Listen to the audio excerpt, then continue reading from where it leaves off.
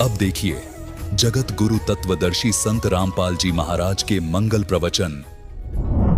परमपिता परमात्मा पूर्ण ब्रह्म सारी सृष्टि के रचनहार कुल मालिक कबीर परमेश्वर जी, ये हम सभी आत्माओं के जनक हैं, सबके पिता हैं। ये वो पूर्ण परमात्मा हैं, ये कादिर भगवान हैं, समर्थ अल्लाह है, कंप्लीट गॉड है, जिनके अंदर ये सर्वे गुण प्रत्यक्ष है। तुमेव माता च पिता तुमेव बंधु च सखा तुमेव विद्या च द्रविणम तुमेव सर्व मम देव देव। यही परमात्मा हमारे वास्तव में पिता हैं। पालक होने के कारण ये पिता हैं, हमारे जनक होने के कारण ये हमारी माता है, क्योंकि इन्होंने हमें अपने वचन से उत्पन्न किया हुआ सभी आत्माओं को।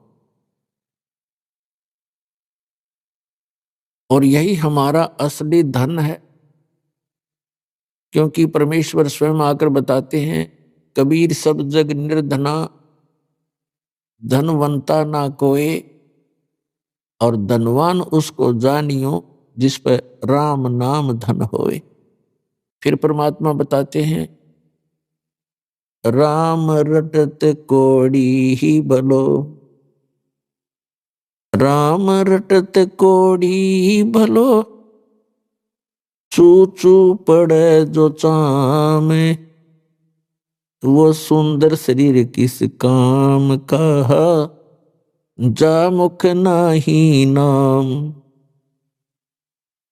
कबीर राम रटत दारिद्र भलो, टूटी घर की छान, वो सुंदर महल किस काम के, जा भक्ति नहीं भगवान।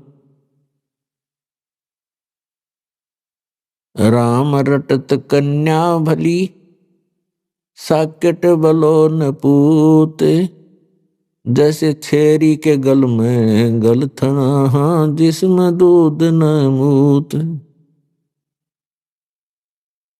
कबीर जिव्या तो वाये भली, जो रटे हरि नाम, नहीं तो काट के फेंक दियो, ये मुख में भलो ना चाम। परमपिता परमात्मा कबीर देव कबीर साहिब अल्लाह अकबर, ये हमारे सभी आत्माओं के जनक हैं, ये सबके पिता हैं। और यही वो रहमत वाले अल्लाह हैं, ये वही कृपा के सागर हैं, जो अपनी आत्माओं को, जो इनकी शरण में आकर के सत भक्ति करते हैं, उनको सर्व सुख प्रदान करते। और जो भक्ति नहीं करते या करते हैं तो शास्त्र विधि त्याग कर मनमाना आचरण करते हैं, या वे इनकम्प्लीट गॉड की, अधूरे भगवानों की भक्ति करते हैं, तो वो प्राणी मोक्ष प्राप्ति नहीं कर सकते। और उनका प्रारब्ध में यानी किस्मत में लिखा हुआ जो पाप कर्म है, जिसके कारण प्राणी को कष्ट होते हैं, उससे भी छुटकारा नहीं पा सकते। प्रत्येक प्राणी इस काल के लोक में 21 ब्रह्मांड में, आप पृथ्वी लोक पर रह रहे हो, ये भी काल के लोक के अंतर्गत आता है। कोई भी सुखी नहीं है। परमात्मा ने बताया कि आप झूठे सुख को सुख कहते हो। आप किस बात को सुख मान बैठे हो? पैसा हो, बढ़िया कोठी हो, कार हो, संतान हो, बस आप इसको मौज मानते हो, इसको आप सुख मानते हो। लेकिन आप भूल जाते हो बगैर तत्व ज्ञान के, जिनके ये सर्व सुख थे, उनका किसी का पुत्र मर गया, किसी की पुत्री विधवा हो गई, किसी की पुत्री मृत्यु हो गई, और कईयों के तो परिवार के परिवार दुर्घटना में नष्ट हो जाते हैं। तो फिर कहाँ गई वो मौज? उस समय ध्यान नहीं आता हमारे को कि ये कैसे बिजली गिर रही है, क्यों तो हम मर रहे हैं, क्यों जन्म रहे हैं, इसके पीछे कारण क्या है? तो ये परमात्मा ने आके बताया, जो हमारे पिता हैं, और हम गलती से यहाँ आ गए थे इस काल के साथ मेला देखने, और इस मेले में हम भी चल गए, अपने परमात्मा से भी छुड़ गए। अब वो परमात्मा यहाँ आता है हमें समझाने के लिए कि जिस स्थान पर आप रह रहे हो ये स्थायी स्थान नहीं है, ये तो एक मेला है। कोई 10 वर्ष रह सकता है, कोई 20 वर्ष, कोई 50 वर्ष, कोई 60 और 100 वर्ष, उसके बाद सभी ने यहाँ से जाना पड़ेगा। और यहाँ आप एक दूसरे से अस्थायी तौर पर जुड़े हुए हो, जैसे मेले में मित्र बन जाते हैं। आपका परिवार इतना ही समझो। तो वो आकर जब हमें बताना चाहते हैं तो हम यहाँ इस काल के जाल में फंस चुके होते हैं, और ये काल एक विलियन है, खलनायक है। इसकी चेष्टा रहती है कि यहाँ मेरे जाल में फंसे हुए सभी आत्माओं को इतना भ्रमित कर दूं कि ये अपने पिता को पहचान भी ना सके। और इसने ऐसा ही कर रखा है। जब वो परमात्मा यहाँ आते हैं स्वयं, तो उस समय हम उसको पहचान नहीं पाते, और झूठे ज्ञान के आधार से, भ्रमित ज्ञान के आधार से हम अपने ही पिता का विरोध करके इस काल कसाई के जाल में फंसे ही रह जाते। वो परमात्मा स्वयं आते हैं और अपना ज्ञान कराने की चेष्टा भी कराते हैं, और हमें ये भी बताना चाहते हैं कि तुम यहाँ के वासी नहीं हो, और ये तुम्हारा सही ठिकाना नहीं है। क्या बताते हैं कि पहले गए, जो पहले मृत्यु को प्राप्त हो चुके हैं, उन्होंने तो कभी किसी को आकर बताया नहीं हम कहाँ गए, और शेष जो बचे हैं ये भी ऐसे ही चले जाएंगे। और जो भक्ति साधना, जो क्रियाएं आप आजीवन करते हो, ये इस काल के जाल में फंसे रहने की सुव्यवस्था है। उसके लिए सतभक्ति करनी पड़ती है, उस साहेब की भक्ति करनी पड़ती है, समर्थ भगवान की, कंप्लीट गॉड की। और वो भक्ति केवल वो स्वयं ही आकर बताते हैं।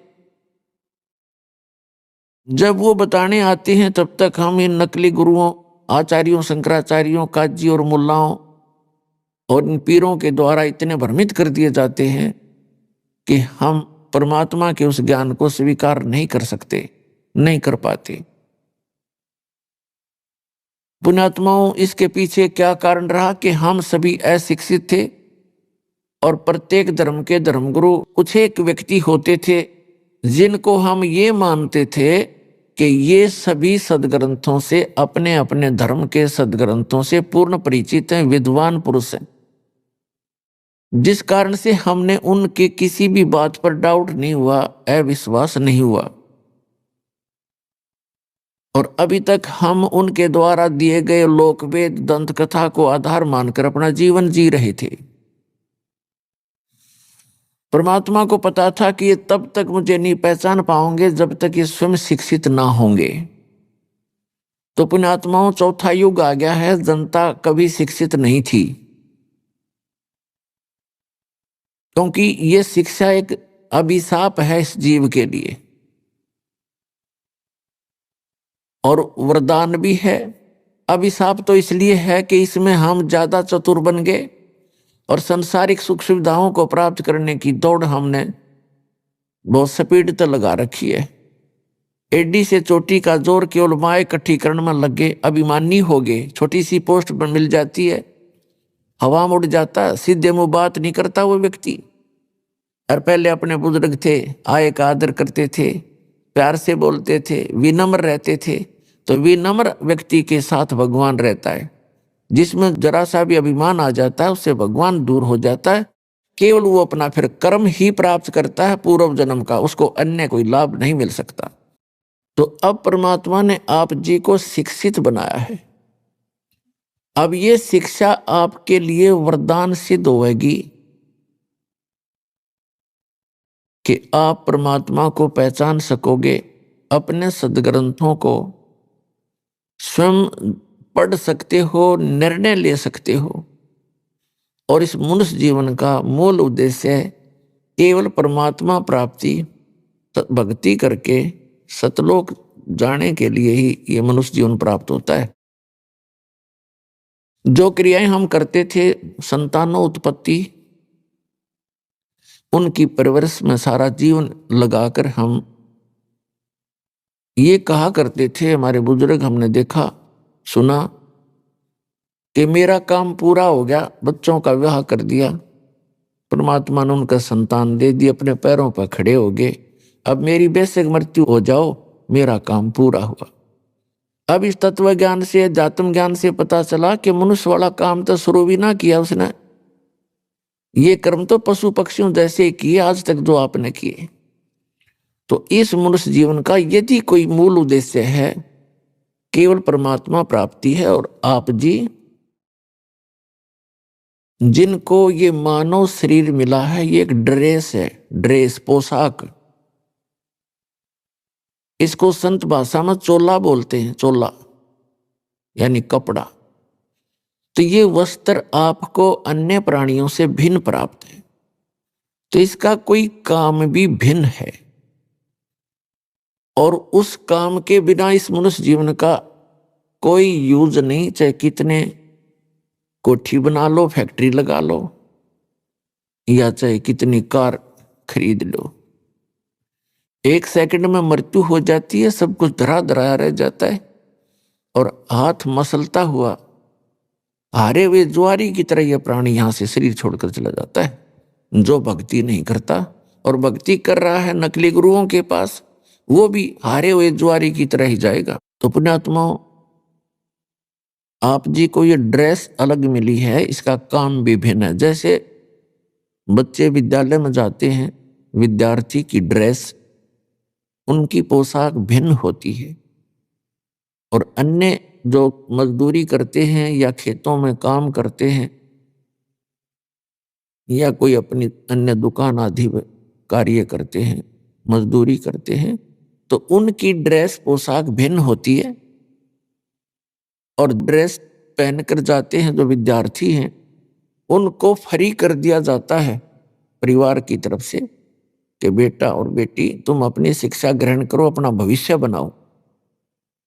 और यदि वो बच्चे उस शिक्षा काल में, विद्यार्थी जीवन में अपना उद्देश्य को ध्यान में ना रखकर, पढ़ाई ना करके कोई सिनेमा देखता है, कोई ताश खेलता है, या कोई ऐसे ही गप्पे मारता रहता है, तो उनको फिर बाद में बहुत पछताना पड़ता है जब उनका विद्यार्थी जीवन समाप्त हो जाता है।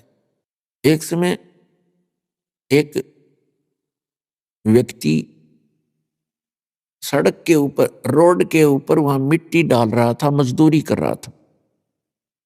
वहीं पर उसी रोड का इंचार्ज एक एक्सियन आया, एग्जीक्यूटिव इंजीनियर, और वो जब आकर इंस्पेक्शन करके चला गया, तब वो टोकरी डाल रहा व्यक्ति, वो मजदूर कहता है कि ये एक्सियन, इसका ये नाम है, ये मेरा सहपाठी था, मेरा क्लास फेलो था, मेरे कर्म फूट गए, मैं पढ़ा को नहीं, बकवाद करता रहा, सिनेमा देखता रहा।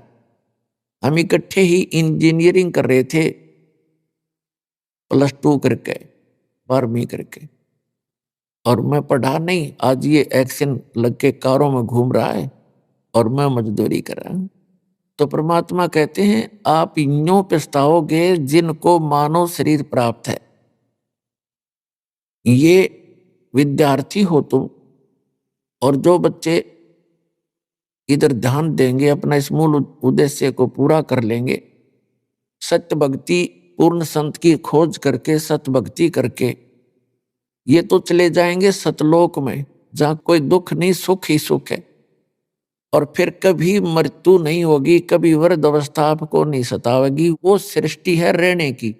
ये तो सजा प्राप्त प्राणी यहां पर डाल दिए गए हैं जिन्होंने वहां गलती की थी एक बार। तो जो यहां से सत भक्ति करके चले जाएंगे तो वो तो सुख पाएंगे उस जो पढ़कर एक्शन लग गया।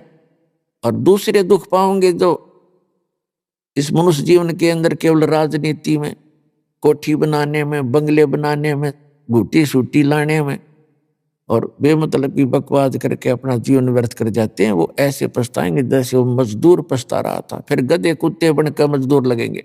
इसलिए परमात्मा ने आकर स्वयं ज्ञान दिया है कि आप भक्ति करो, और जो भक्ति नहीं करते वो चाहे भले ही आज आपको सुखी नजर आते हैं, वो उनके पूर्व जन्म की शुभ कर्मों की बैटरी चार्ज है। आगे चार्जर लग नहीं रहा, तो जब तक पूर्व जन्म की बैटरी चार्ज है यानी पुण्य कर्म है वो उनके चलेंगे, तब तक तो उसको कोई परेशानी नहीं होगी। और जब परेशानी आने लगेगी, बैटरी डिस्चार्ज होगी, पुण्य क्षीण हो जाएंगे, फिर उस पर कहर पे कहर टूटेंगे। तो इसलिए जो आज सुखी है उसको भी चार्जर लगाना पड़ेगा, यानी सद्भक्ति रूपी ये साधना इस दास से प्राप्त करनी पड़ेगी। क्योंकि विश्व के अंदर इस दास के अतिरिक्त किसी के पास सतभक्ति नहीं और सच्चा ज्ञान नहीं, सब गलत ज्ञान प्रचार कर रहे हैं। और इसके अंदर कोई मान बढ़ाई नहीं करनी चाहिए, क्योंकि हम कई प्रकार से भ्रमित हो गए। जैसे किसी व्यक्ति ने किसी भयंकर रोग की दवाई खोज ली, तो उसके पास दवाई लेनी चाहिए, चाहे राष्ट्रपति का रोग हो, उसने भी जाना चाहिए, इसमें क्या दिक्कत है। तो थोड़ी सी भी बुद्धि से काम आप लोगे तो ना अभिमान सतावेगा, आपको अपना कल्याण नजर आएगा, तो तुरंत आकर के नाम लीजिए। परमात्मा कहते हैं, मन तू पावेगा अपना किया रे, भोगेगा अपना किया रे। मन तू पावेगा अपना किया रे, भोगेगा अपना किया रे। राजा राम की कार उलंगी, गई सीता लंक मजारी। राजा राम की कार उलंगी, गई सीता लंक मजारे। सेतु बंधा जब सेना उतरी, चढ़ गए पद्म 18, मन तू पावेगा अपना किया रे, भोगेगा अपना किया रे। लंका तोड़ी बेलंका रे तोड़ी, वो अहि रावण से मारे। लंका तोड़ी बेलंका रे तोड़ी, अहि रावण से मारे। 10 मस्तक रावण के काटे, विभीषण को राज दिया रे, मन तू पावेगा अपना किया रे, भोगेगा अपना किया रे। प्रहलाद पैज परवान करी है, धर नरसिंह अवतारे। प्रहलाद पैज परवान करी है, धर नरसिंह अवतारे। दीन दयाल दया कर उतरे, एरना कुश उदर वेदार, मन तू पावेगा अपना किया रे, भोगेगा अपना किया रे। हा हा हु बंदे होते तोलत हैं बलवारे। आहा हु बंदे होते तोलत हैं बलवारे। गज और गरावणे भव सागर, 10 सेंस अधिकार, मन तू पावेगा अपना किया रे, भोगेगा अपना किया रे। भाई श्वास घटो बलहीन भयो जद, खेच लिया मजदारे। श्वास घटा बलहीन भयो जद, खेच लिया मजदारे। अर्ध नाम रसना से टेरा, वो सुमरत है रंकारे, मन तू पाव गया अपना किया रे, भोग गया अपना किया रे। भाई नारद मुनि तेर काली रे योगी, जिन मन गर्भ किया रे। नारद मुनि तेर काली रे योगी, जिन मन गर्भ किया रे। पल में पूत बहतर जाए, ये रोवत केस उपाड़े, मन तू पाव गया अपना किया रे, भोग गया अपना किया रे। भाई कृष्ण गुरु दुर्वासा होते, 56 कोटि सिंगारे। कृष्ण गुरु दुर्वासा रे होते, 56 कोटि सिंगारे।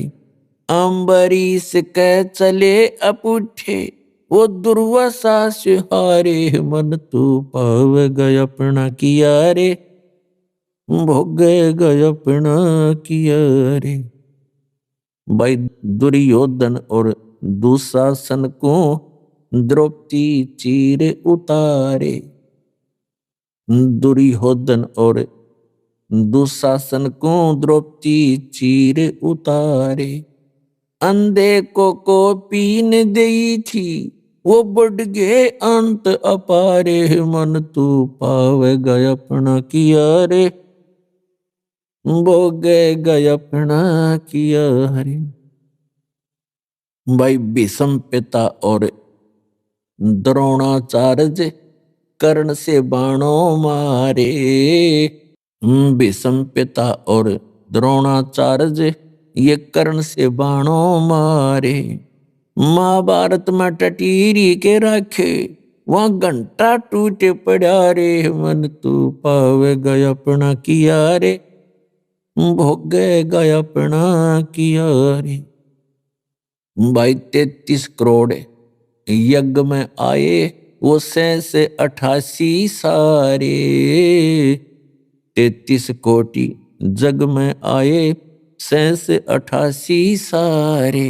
12 कोटि वेद के वक्ता, वहां सुपच का शंख बजारे, मन तू पाव गया अपना किया रे, भोग गया अपना किया रे। भाई चमरा कनक जनेऊ काढ़ा, विप्र पंडित सब हारे। चमरा कनक जनेऊ काढ़ा, पंडित विपर सब हारे। जुल्हे के घर बालद आई, वो केसों से बन जा रे, मन तू पाव गया अपना किया रे, भोग गया अपना किया रे। मीराबाई को मारन लागे, जहर का प्याला प्यारे। मीराबाई को मारन लागे, जहर का प्याला प्यारे। पीवत ही अमृत हो लाग्या, हो गया सर्द ही और, मन तू पाव गया अपना किया रे, भोग गया अपना किया रे। कंस केसी चानौर खपावण, जीतन मल अखारे। कंस केसी चानौर खपावण, जीतन मल अखाड़े। कृष्ण को तो यश दिया, ये कबीर न कारज सारे, मन तू पाव गया अपना किया रे, भोग गया अपना किया रे। भाई शंखों कृष्ण करें खवासी, धन तू सृजन हारे। शंखों कृष्ण करें खवासी, धन तू सृजन हारे। दास गरीब करे को सरवर, ऐसा शीश हमारे, मन तू पाव गया अपना किया रे, भोग गया अपना किया रे। मन तू पाव गया अपना किया रे, भोग गया अपना किया रे। पुण्यात्माओं, ये जो वाणी दास ने आपको सुनाई है, ये आदरणीय गरीबदास साहिब जी ने अपने मुख कमल से बोली है, लेकिन ये ज्ञान गॉड गिवन है। पूर्ण परमात्मा, वो समर्थ परमात्मा, जो कंप्लीट गॉड है, पूर्ण परमात्मा कबीर साहिब जी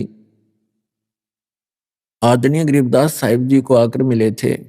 खेतों के अंदर जब वो गऊ चरा रहे थे, 10 वर्ष के बालक पाली गए हुए थे, गवाले थे, और भी बहुत से गांव के व्यक्ति बड़े छोटे अन्य भी अपने अपने गऊओं को इकट्ठा ही चरा रहे थे।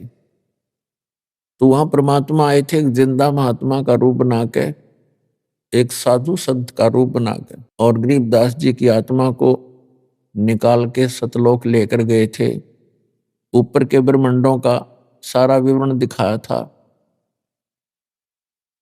ब्रह्मा विष्णु महेश के लोक दिखाए, धर्मराज का लोक दिखाया, क्या क्या यहाँ की व्यवस्था है, आप यहाँ जन्मते मरते क्यों हो, इसका कारण क्या है, ये सब उनको प्रत्यक्ष करवाया था। किनको? आदरणीय गरीबदास साहिब जी को। आदरणीय गरीबदास साहिब जी को फिर परमात्मा अपने सतलोक लेकर गए थे, जिसे सचखंड कहते हैं, जिसको शाश्वत स्थान कहते हैं, सनातन परमधाम गीता में कहा है। वहां ले गए थे, फिर वापस छोड़ा था लाकर।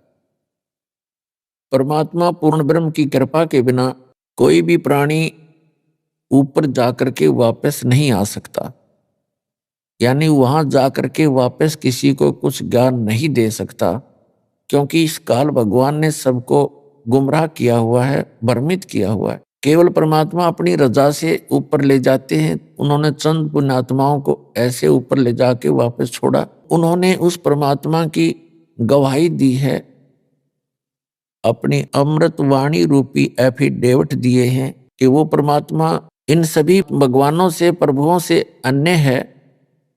ब्रह्मा जी से, विष्णु जी से, शिव जी से, दुर्गा जी से, ब्रह्म से और परब्रह्म से, इनसे अन्य है, उसको पूर्ण ब्रह्म कहते हैं। गीता अध्याय नंबर 8 के श्लोक नंबर 3 में उसी को परम अक्षर ब्रह्म कहा है। तो पुण्यात्माओं, वो परमात्मा स्वयं ही ऊपर ले जाते हैं अपनी आत्माओं को, फिर वापस छोड़ते, और फिर वो आकर के भगवान के विषय में जानकारी देते। उनमें से एक गरीबदास जी हैं, जो परमात्मा से प्राप्त यथार्थ ज्ञान के आधार से क्या बता रहे हैं कि जिस लोक में आप रह रहे हो, ये तो केवल भक्ति करने के लिए आपको मानव शरीर दिया जाता है इस लोक में।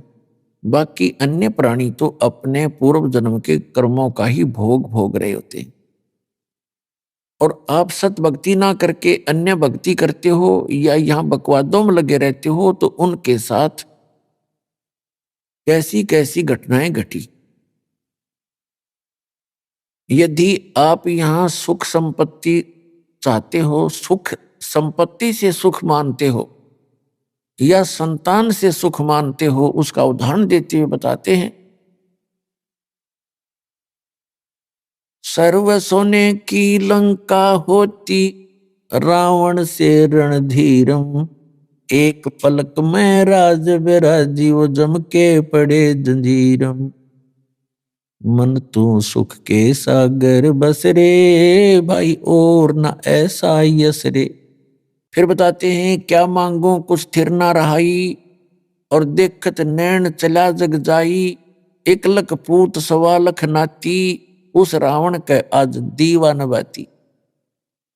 यदि आप यहाँ संपत्ति चाहते हो, बड़ी बड़ी हवेली बनाना चाहते हो, कई कई मंजिल की कोठियां बनाना चाहते हो, और उसके ऊपर अच्छी मार्बल वगैरह लगा कर अपनी शान और शौकत बनाकर आप खुश हो, उसको संकेत देते हैं कि श्रीलंका का राजा जो रावण था, उसने सोने के महल बना रखे थे, सोने की ईंटों से,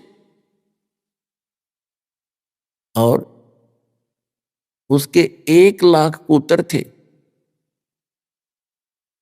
और ऐसे कुबद्ध करने वालों का जो सत भक्ति नहीं करते, रावण भक्ति भी करता था लेकिन भगवान शंकर की करता था, तमोगुणी शंकर की। और ये भगवान आपको केवल वर्क डन ही दे सकते हैं, जैसा करोगे वैसा ही पाओगे, इसमें कोई परिवर्तन नहीं कर सकते। और वो समर्थ परमात्मा जो पूर्ण ब्रह्म है, सत्य पुरुष है, अकाल मूर्त है, वो कबीर देव है, कबीर साहब है, जो काशी में बनारस में धानक रूप में आए थे। 120 वर्ष रहे वो ये ज्ञान ही दिया करते थे और एक झोंपड़ी में बैठकर सारे ब्रह्मांडों का संचालन भी करते थे और हम सबका पालन पोषण भी करते थे। वो पूर्ण परमात्मा है। जब तक हम सत भक्ति नहीं करते हो तो अपना कर्म ही मिलता है।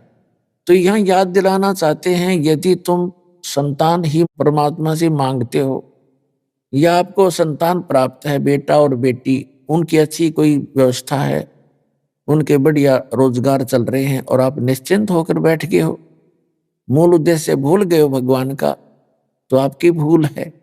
1 लाख पूत 1.25 लाख नाती, और उस रावण काज को दीवा न बाती, दीपक लगाने वाला नहीं शेष बचा। तो इस गंदे लोक में आप इन्हीं व्यवस्थाओं से संतुष्ट हैं तो आपका भूल लाग रही है। उस भूल को तोड़ने के लिए परमात्मा आते हैं या अपना कोई दास भेजकर आपको सजग करते हैं कि आप अपना मूल उद्देश्य भूल चुके हो। उसके लिए याद दिलाते हैं कि जो भक्ति करते हैं उनकी भगवान मदद करते हैं।